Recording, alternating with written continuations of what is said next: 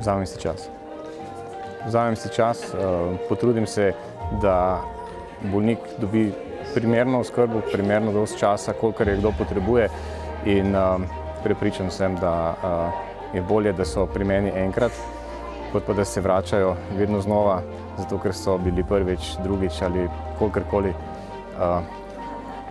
nekako nezadovoljni ali pa premalo poučeni ali pa, bom rekel, tudi premalo informirani ali pa v splošnem nepomirjeni.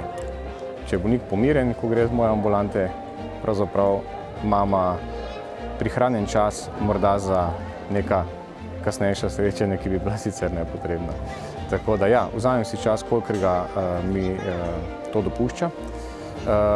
Morda na potencialno škodo kdo reče komu, ki zaradi tega počaka v ambulanti minuto, 2 ali 10 minut več, pa morda to nekako pri nekom, ki ne potrebuje toliko, potem priškrgnemo in na koncu dneva so vsi zadovoljni.